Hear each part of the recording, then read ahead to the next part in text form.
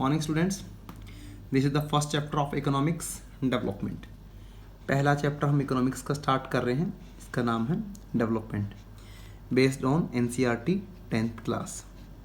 तो सबसे पहले हम देखते हैं कि डेवलपमेंट होता क्या है, कि व्हाट इज डेवलपमेंट। कहता है development is the process in which something grows, become more mature and the advance.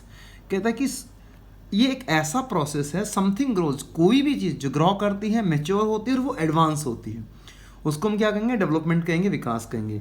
तो इस टॉपिक के अंदर हम मेनली 3 हमारे फैक्टर्स रहेंगे, 3 टॉपिक्स हमारे रहेंगे, वो हम इसके अंदर स्टडी करेंगे। सबसे पहला आपका प्रिंसिपल्स ऑफ डेवलपमेंटल गोल, कि डेवलपमेंटल गोल्स के जो मेन प्रिंसिपल्स जो सिद्धांत जो वो क्या रहेंगे। उसके बाद इंपॉर्टेंट टर्म्स आएंगी, वो हम देखते हैं। उसके बाद हम देखेंगे लास्ट हमारा होगा सस्टेनेबल डेवलपमेंट, तत्व विकास। तो सबसे पहले हम देखते हैं प्रिंसिपल ऑफ डेवलपमेंटल गोल, ये क्या कहता है। पहला पॉइंट कहता है कि different people have different developmental goals, कि डिफरेंट पीपल, अलग अलग लोगों के अलग अलग डेवलपमेंटल गोल्स होते हैं। ठीक है भाई, हर आदमी का अपना एक अलग डेवलपमेंटल गोल होता है। ज़रूरी नहीं है हर एक आदमी एक ही प्रोसेस में चले या एक ही वे में चले, या सभी का लक्ष्य एक ही हो।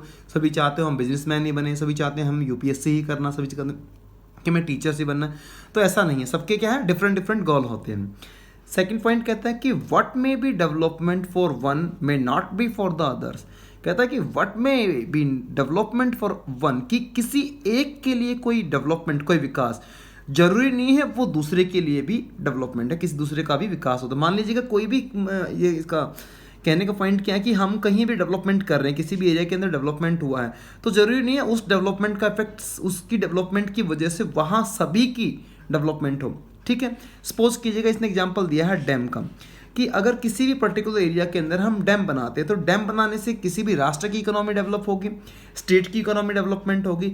लेकिन जरूरी नहीं वहाँ पे रहने वाले जो भी उस समुदाय के, जो भी उस आसपास के नियरेस्ट जो पीपल है, कि उनका भी डेवलपमेंट होगा। नहीं, डैम बनाने, जैसे ही हम किसी पर्टिकुलर एरिया के अंदर हम डैम बनाते हैं तो वहाँ के आसपास का जो भी सेटलमेंट एरिया होता है, जो भी आबादी होती है, उसको खाली करवा देते हैं। यानी कि बहुत से लोगों को अपना घर परिवार, घर ज़मीनें सब कुछ छोड़ के वहाँ से जाना पड़ता है। तो यानी कि यहाँ पे क्या हुआ, राष्ट्र का तो डेवलपमेंट हुआ, लेकिन इंडिविजुअली अगर हम उन पीपल्स का देखें तो उनका डेवलपमेंट नहीं हुआ।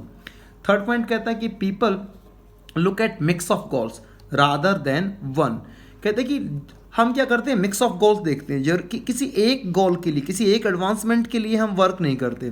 ठीक है, जैसे कि चूजिंग द जॉब, कोई भी हम जॉब चूज करते हैं। देखिए इसका एग्जांपल, एक बहुत अच्छा एग्जांपल आपको बताते हैं कि मिक्स ऑफ गोल्स हम देखते हैं। मान लीजिएगा हम कहीं भी कोई भी जॉब पे जाते हैं, जॉब करते हैं, तो उस जॉब में केवल हम ये नहीं देखते, मान लीजिएगा हमारा सैलरी वहाँ पे 2 लाख, ठीक है, 2 लाख पर मंथ है, लेकिन वहाँ का जो वर्किंग आवर्स है वो बहुत ज़्यादा टिपिकल है, वहाँ का एनवायरनमेंट हमारे लिए सूटेबल नहीं है।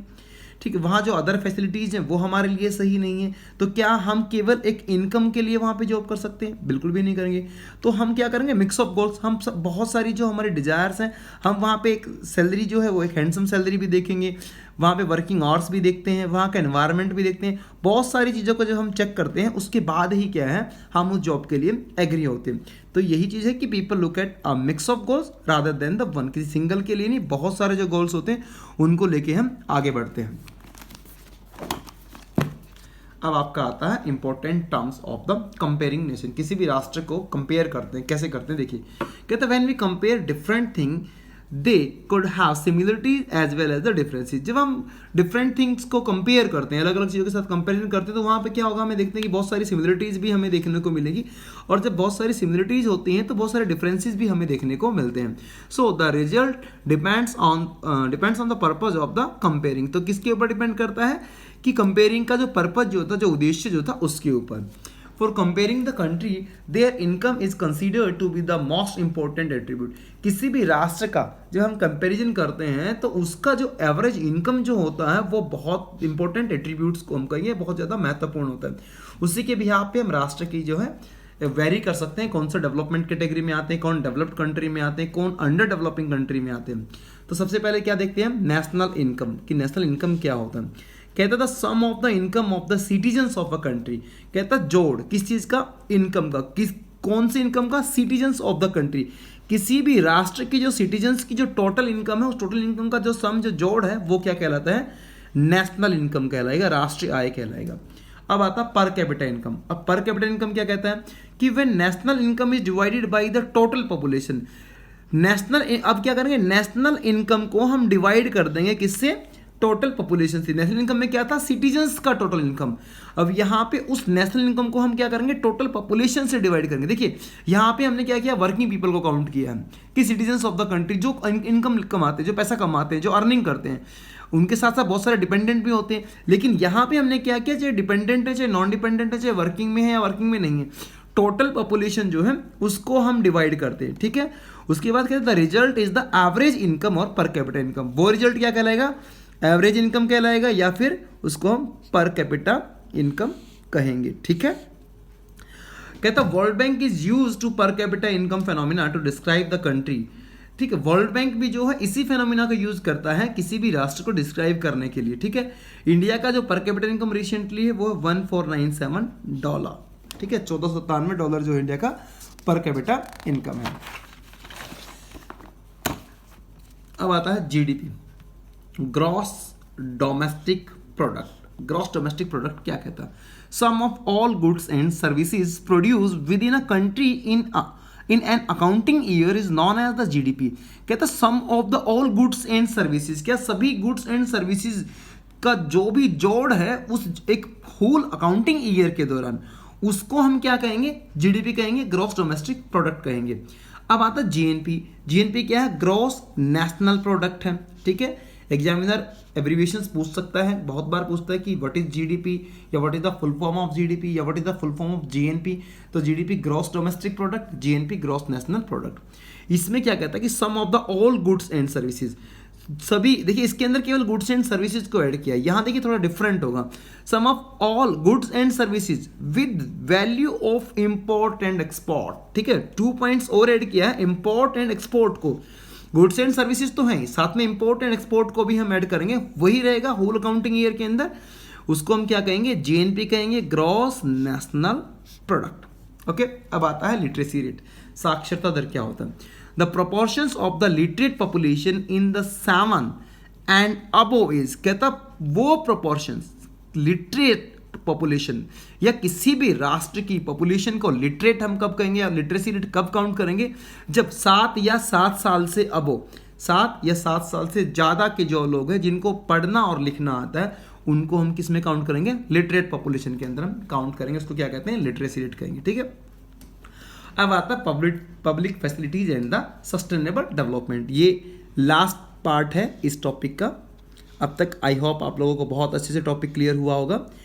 अगर आपने चैनल को सब्सक्राइब नहीं किया है तो आप प्लीज़ इस चैनल को सब्सक्राइब किए, ताकि अपकमिंग वीडियो जो हैं वो आपके पास आते रहेंगे। ठीक है, आगे हम एनटीएससी का वीडियोस भी डालने वाले हैं जल्दी ही। अगर आप सब्सक्राइब नहीं करेंगे तो एनटीएससी का वीडियो जो है आपके चैनल पे, आपके ग्रुप पे नहीं जाएगा। तो अगर चैनल आपके पास सब्सक्राइब है तो उसका लिंक आपके पास पहुँच जाएगा। कहता है public facilities and the sustainable development, money in your pocket cannot buy all the goods and services that you may need to live well. कहता है कि मनी इन योर पॉकेट, आपकी जेब के अंदर जो पैसा है, यानी कि आपके पास बहुत सारा पैसा है, cannot buy all the goods, वो हर गुड्स एंड सर्विसेज नहीं खरीद सकता।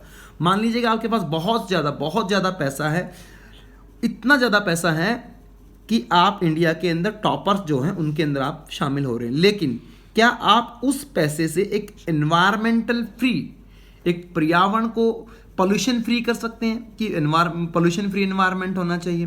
पॉसिबल है? नहीं हो पाएगा। आपके पास पैसा है लेकिन आप पोल्यूशन, उस पैसे से पोल्यूशन को कम नहीं कर सकते। ठीक है, तो जरूरी नहीं है कि आपके पास बहुत सारा पैसा है तो आप हर एक गुड्स एंड सर्विसेज का बेनिफिट ले सकते हैं।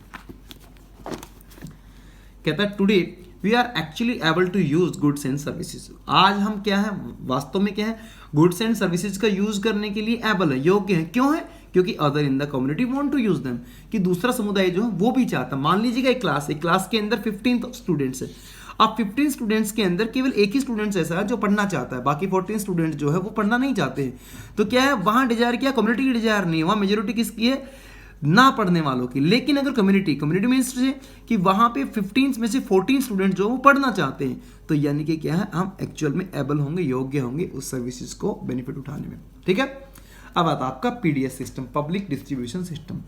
In every state of India the PDS system is working now days. आज भारत के हर राज्य में अप्रोक्स क्या है कि पीडीएस सिस्टम जो है वो वर्किंग में है, ठीक है। People do not face food shortage problem when the PDS shops work in a fair manner. जब पीडीएस शॉप्स जो है एक फेयर मैनर में वर्क करेंगे तो क्या है, लोगों को खाने की या भोजन की समस्या का सामना नहीं करना पड़ेगा। But in a few area of India, भारत के कुछ राष्ट्र, कुछ क्षेत्रों के अंदर due to the communications gap की वजह से these shops are not working properly. ये जो शॉप्स हैं वो प्रॉपरली वर्किंग नहीं कर रही हैं। फॉर दिस, इसके लिए UNDP, united nation development programme, ठीक है, ये भी एब्रीविएशन एग्जाम में बहुत बार एग्जाम में पूछता है, what do you mean by UNDP या what is the full form of UNDP, united nation development programme prepares a human development report. वो क्या करते हैं कि ह्यूमन डेवलपमेंट रिपोर्ट जो है उसको प्रिपेयर करते हैं, टेकिंग एवरेज इनकम, और इस रिपोर्ट को प्रिपेयर करने के लिए वो एवरेज इनकम को काउंट करते हैं, एजुकेशन को काउंट करते हैं एंड द हेल्थ फैसिलिटीज को। इन सब तीनों चीज़ों को कंसीडर करने के बाद ही यूएनडीपी जो है एक रिपोर्ट तैयार करता है। उसके बाद आपका लास्ट टॉपिक है सस्टेनेबल डेवलपमेंट, सतत विकास, ठीक है। देखिए बहुत ही इजी लैंग्वेज डेफिनेशन है, आप पहले भी बहुत बार पढ़ चुके होंगे। The efficient utilisation of the resources, कहता है the efficient utilisation of the resources not only for the present but for the future generations. कि प्रभावी जो संसाधन है केवल उसको प्रेजेंट के लिए हम नहीं देखेंगे, भविष्य के लिए भी उसका प्रयोग हम करेंगे। वो क्या कहलाता है, सस्टेनेबल डेवलपमेंट कहलाता है। या एक और डेफिनेशन है, sustainable development is the development, एक ऐसा विकास that meets the needs of the present, कि जो वर्तमान की आवश्यकताओं को पूरा करे विदाउट कॉम्प्रोमाइजिंग, बिना कॉम्प्रोमाइज किए, किस चीज की, the ability of the future generation, भविष्य की जो आने वाली जनरेशन है उनके साथ कॉम्प्रोमाइज किए बिना वर्तमान की, प्रेजेंट की जो नीड्स हैं उनको भी जो पूरा करे उसको हम क्या कहते हैं, सस्टेनेबल डेवलपमेंट। तो ये आपका चैप्टर यहीं फिनिश होता है। आई होप आप लोगों को बहुत अच्छे से क्लियर हुआ होगा। Thank you and have a nice day.